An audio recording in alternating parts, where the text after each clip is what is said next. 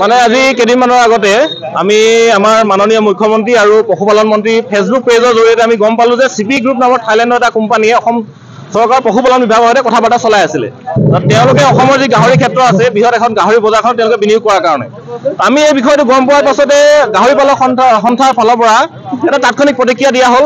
তাৎক্ষণিক প্ৰতিক্ৰিয়া দিয়াৰ পাছতো তেওঁলোকৰ ফালৰ পৰা কোনো সুদূত্ব পোৱা নাই আৰু ধাৰাবাহিক যি আন্দোলন চলি আছে, এই আন্দোলন চলি থকা অৱস্থাত মুখ্যমন্ত্ৰী আসনখনৰ যিটো গৰিমা, এই গৰিমাটো নাইকিয়া কৰি মই গমেই নাপাওঁ।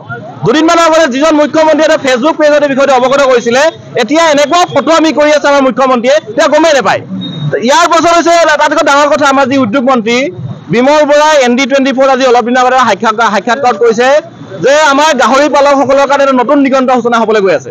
আমি বিমল বৰাক সুধিব বিচাৰিছো যে এটা গাঁৱৰ ল'ৰা একেটা পুখুৰীত বৰালি মাছ আৰু পুঠি খলিহনা একেলগত থাকিব পাৰে নেকি? আমি হৈছো থলুৱা পালকৰ পুঠি খলিহনা আৰু চিপি গ্ৰুপ হৈছে এটা বৰালি মাছ। আৰু এই বৰালি মাছটো যদি অসমৰ গাহৰি পালনৰ ক্ষেত্ৰখনত সোমায়, আমাৰ নিচিনা সৰু সৰু পুঠি খলিহনাই গাহৰি পালকসকলে আমি মৰি থাকিব লাগিব।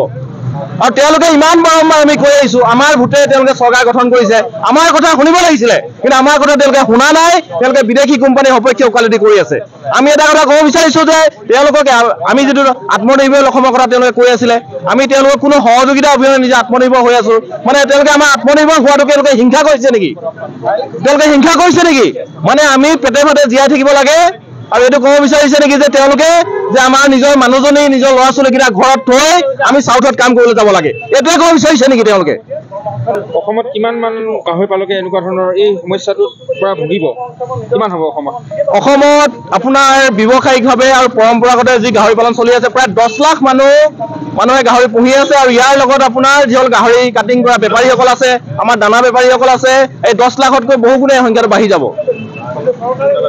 পালক হয়, মই নিজেও কষ্ট কৰোঁ আৰু মানুহো ৰখাওঁ।